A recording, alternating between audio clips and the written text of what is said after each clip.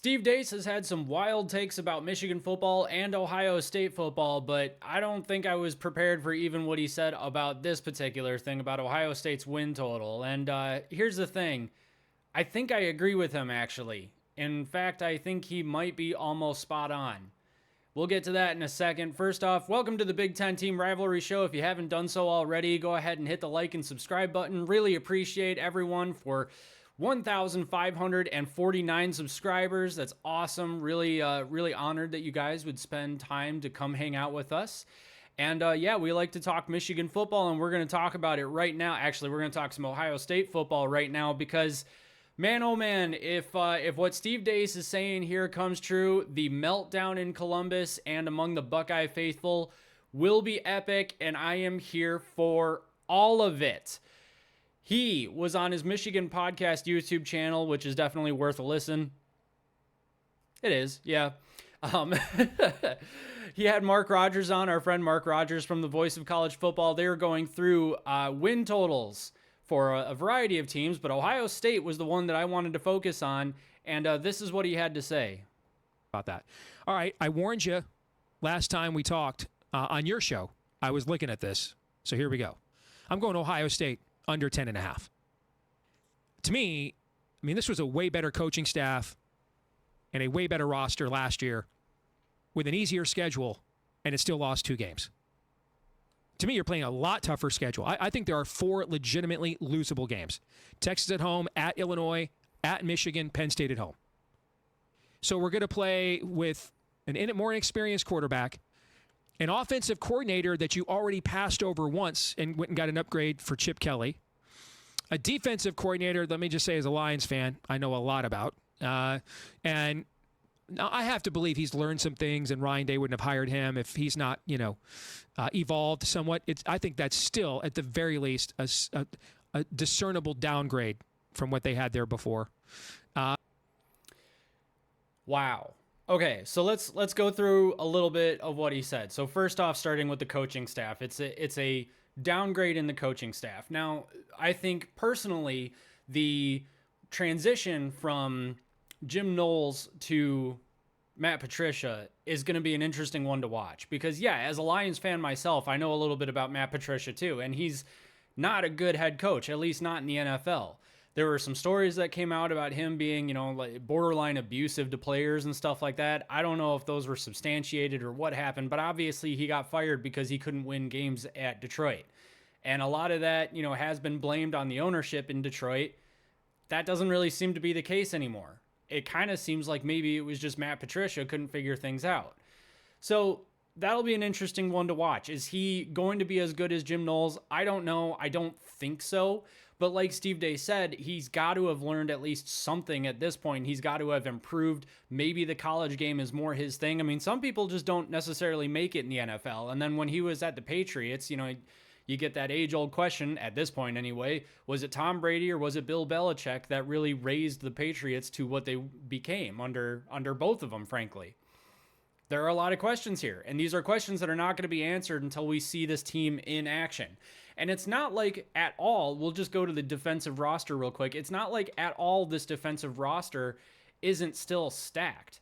The defense definitely still has a lot of toughness to it, a lot of depth to it. That's what I'm looking for. That was the word I'm looking for.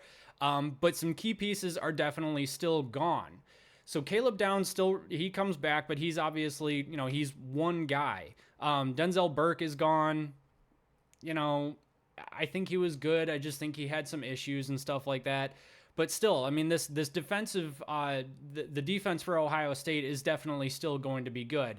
The interesting thing about Matt Patricia stepping in is that he hopes to pair the NFL-style scheming with Ohio State's, the article I was reading says freak athleticism. We'll see. Moving over to the offense, though, the downgrade from Chip Kelly to Brian Hartline. Now, Brian Hartline, I didn't actually know this until recently, but Brian Hartline in 2023 was the offensive coordinator and wide receivers coach.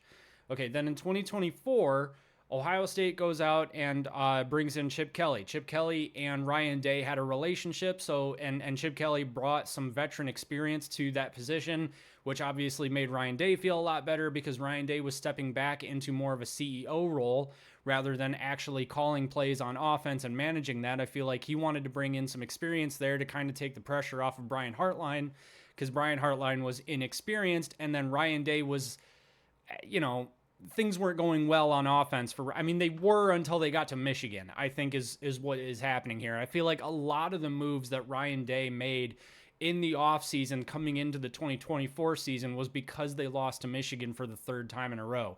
I think a lot of that is a lot of the reason why they brought in Chip Kelly, for his experience on offense. Now, where are we now? So Brian Hartline is the offensive coordinator once again. Is that because they couldn't get anybody else, or is he actually ready? Maybe he's actually ready. Maybe he is. Chip Kelly's a smart guy. He had to have learned some stuff from him. So back in 2024, when Ryan Day brought in Chip Kelly, Hartline had the OC title, but he didn't have the experience necessarily. And yes, okay, so there was a mentorship opportunity for Brian Hartline underneath Chip Kelly. That's really what I was looking for, which means that Brian Hartline, the point was to kind of mentor Brian Hartline into becoming that offensive mind that Ohio State really needs at that position, or to at least get more experience at that position. Was that because they felt like Chip Kelly wasn't going to be there for very long? Well, he wasn't in the end, so whether or not that was or wasn't what they were planning, that's what happened. Now, the games that Ohio State could lose. You ready for this one? So first off, let's go with the two most obvious, Penn State and Michigan. November 1st versus Penn State. Why is it dangerous? So Penn State might be the most complete team in the Big Ten. Drew Aller is coming back in the defense, which is now actually led by Ohio State's former defensive coordinator in Jim Knowles, knows Ryan Day's system inside and out. So he will know how to defend against Ryan Day's offense. And I don't think that you can really dismiss that either, because with Brian Hartline as the offensive coordinator, there's not really a lot of change in the system, because Brian Hartline was learning from Chip Kelly, and Brian Hartline before that was learning from Ryan Day. So the system hasn't really changed. Maybe it adapted a little bit more to Chip Kelly's system when he was brought in, but either way, that offense was stopped by Michigan's defense, and definitively. So I don't expect there to be a lot of a transition in the way that Ohio State plays offense, which really does play into Penn State's favor here, with Jim Knowles being the DC. Andy Kotelnicki, Penn State's offensive coordinator, also said that James Franklin asked him when he was going to look for a defensive coordinator, who would Andy Kotelnicki recommend? And Kotelnicki, I think that's how you pronounce his name. I'm going to say that a million times and it's going to end up being wrong. But Kotelnicki ended up saying, there's one DC that I haven't been able to beat, that's Jim Knowles. So he went out and hired him. It'll be really interesting. The X factor for this game is that it's a revenge game for Penn State after Ohio State knocked them out of the Big Ten title race in 2023. But then Michigan knocked Ohio State out of the title race in 2024. So, I feel like every year Penn State and Ohio State, it's a revenge game for Penn State at this point, except for 2016. So hopefully they'll be motivated for this particular one. I'm trying to remain unbiased. Hopefully. Anyway, the vulnerability with Ohio State, as it is with most of these games, is the fact that Julian Sayin, while there is a massively high ceiling with that kid, he's going to be talented. That is for sure. If he struggles under pressure because of the lack of experience, Penn State's front seven contains Jeremiah Smith. This could be a low possession game where one mistake decides it. And if you have to put money on which team's going to make the mistake, is it going to be the less experienced one? Most of the time it is. That plays into Penn State's favor. So Penn State actually has a really good shot of knocking off Ohio State this year. Let's go to Michigan real quick. Why is the Michigan game dangerous? For Ohio State lately, it's because it's in Ryan Day's head. Ryan Day cannot get past the game, and that has never been more clear than when they lost the game last season 13-10 in Columbus. The Biggest upset in the rivalry's history of the game. Michigan has won 4 straight in the game, including a 13-10 stunner in Columbus last year. Michigan has owned the trenches, and they've owned the mental edge. The X factor in this particular game is Bryce Underwood. He is obviously the number 1 recruit in the country. He's getting a massive payday by Michigan, and there is a reason for that. The game is also in Ann Arbor, where Ohio State hasn't won for these last 6-ish years. So Michigan definitely has the edge in terms of defensive talent versus Ohio State's inexperience on offense. Ohio State's vulnerability, if they can't run the ball against Michigan and Michigan controls time of possession, which they are extremely good at under Sharon Moore, it could be another grinded out heartbreaker for the Buckeyes. Plus the pressure on Julian Sayin in this rivalry will be immense in his The Game debut. So yeah, if Julian Sayin's experience, his inexperience tends to be a theme among Ohio State's among Ohio State season predictions here. If that turns out to be the case against Michigan, especially if Ohio State comes into the game with a couple of losses already, that's going to be huge. So there's loss number 2. Getting into some of the more surprising losses or potential losses for Ohio State. October 11th at Illinois.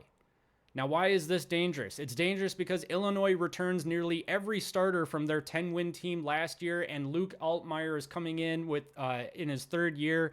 Plus, their defense is physical and opportunistic. And there is, I was going to say no better game planner than Brett Bielema, but maybe there is. But Brett Bielema, you cannot deny he is an extremely good game planner. He knows what he's doing. He's a very good coach. He has done very well considering the type of resources that are at Illinois right now. And Luke Altmaier, some mistakes here or there, he's a great quarterback. The X factor here, this is a classic trap game. It's sandwiched right between Minnesota and Wisconsin, with Ohio State possibly looking ahead to Wisconsin. I don't know if that's necessarily the case. Let's just make sure that that's true. Yeah, okay, so it is sandwiched between Minnesota and Wisconsin. But the thing is I actually wonder if that means that Wisconsin is more of a trap game than Illinois is, because they've got back-to-back games. And Wisconsin, I don't care how bad their team is. I mean, they almost stunned Oregon last year, so you never know there. So I guess this is kind of a bonus potential loss for Ohio State. But that being said, Illinois definitely has the stronger team between Wisconsin and Illinois, just based off of what we know right now. So if Illinois is able to play some solid defense against Ohio State's inexperienced offense, they could definitely catch Ohio State off guard, and potentially looking forward to, maybe Wisconsin, definitely Penn State. But that's actually why I think they could maybe split either Illinois or Wisconsin here, because they're looking forward to that Penn State game. So that's an interesting one to watch out for. Now, obviously, I'm going to skip over the Texas one because that's just kind of obvious. The reason that's a potential loss is because Arch Manning, he's a very good quarterback. They bring a lot of talent back for this particular game. It's a marquee opener. Obviously, it's a rematch, and Ohio State is not nearly as experienced as they were last year. Last year, they had a better roster. Last year, they had a better coaching staff. Texas is basically bringing everybody back and possibly even upgrading at quarterback. Now, I say that, I don't know for sure. I'm not a Texas fan, but that's just kind of some of the stuff that I'm reading. The next and possibly most surprising potential loss that I heard for Ohio State is September 27th at Washington. Now, why is Washington dangerous? Jed Fish is doing a really good job at Washington. He really is. I mean, they've kind of been really quietly putting together something really interesting at Washington. I'm curious to see how they're going to do this season. So why is it dangerous? Washington is loaded in 2025, at least by, maybe Washington standards in the post-Penix era and the post-Kalen DeBoer era. They're loaded. They've got a great roster. They've got a pretty solid dual threat quarterback coming in. They've got running back Jonah Coleman is still coming back, and the defense led by cornerback Takario Davis, fast and physical. They should do fairly well. I need to double check that they're all still on the team because I kind of did this research really fast. The X factor here is that playing at Husky Stadium for East Coast team, not East Coast teams, but like, Midwest teams, I guess. I just think of us as East Coast because we're in the Eastern time zone, but that's not even East Coast either, so that doesn't make any sense. Playing out West has always been difficult. I mean, they're saying this about the Michigan USC game, is that could be a trap game for Michigan because USC is going to be better than they were last year, and the game is at USC. Playing out West with that kind of travel and with that kind of wear and tear on your team, that's going to be difficult. I mean, they will have had 2 weeks of, lesser opponents to get through. Why is the Ohio game at 7 o'clock, but Texas is at noon? You know what, Fox? Your big noon kickoff is ruining games. Just shift Gus and Joel to the 7 o'clock time slot. Why is that so hard to do? And then you're not competing with... No, you are. That's why it's at big noon kickoff, is because otherwise you're competing with Kirk Herbstreit and Fowler. I can't remember his first name. I get it now. Anyway, what was I saying before? Playing out West. So, yeah, they'll have a little bit of a rest with Grambling and Ohio, and no disrespect to those teams, but they don't have the talent to match Ohio State, which could mean that Washington is maybe also considered a bit of a trap game. Ohio State's vulnerability here, again, sticking with the theme of Julian Sayin making his first true road start. If the offensive line struggles with the crowd noise and Washington's disguised pressures get to Julian Sayin, this could spiral for Ohio State and decently quickly. Do I actually think that's going to happen? I don't think it's going to be quick. If Washington wins this game, it's going to be a slow, grinded out kind of situation. Now, real quick, I want to point this out too. If Ohio State loses to Texas and then 3 weeks after that loses to Washington, Ryan Day is already on the hot seat. And if they lose to Washington, I almost guarantee you that they would lose to either Illinois or Wisconsin. And then Penn State, I don't see how they could beat them except that it's at home and James Franklin has done some really wacky things in that game. So there's the potential, and I'm not saying this is going to happen. I don't even think this is likely. But Ohio State comes into the Michigan game with 3 losses. And if that happens, I think there are some serious conversations about whether or not Ryan Day returns. And if he does in 2026, he's coaching for his life. Well, not his life, his job. Now, what is my actual expectation for Ohio State? Julian Saying's going to be good. He's definitely going to be talented, but there's no denying that he's inexperienced. He really is. And this is the same thing that you can say about Bryce Underwood. He's inexperienced. So which of them is going to adapt to the college game better?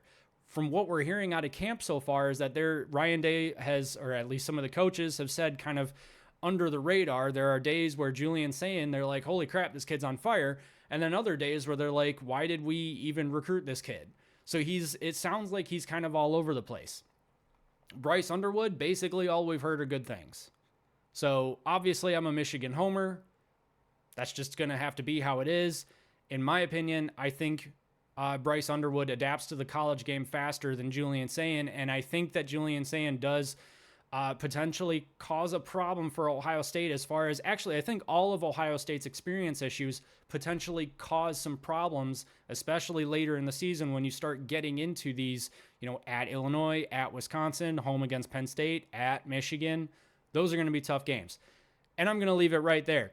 What do you think about Ohio State coming into the 2025 season? Do you think that they could lose 4 or 5 games? And who do you think they're going to lose to if they do lose?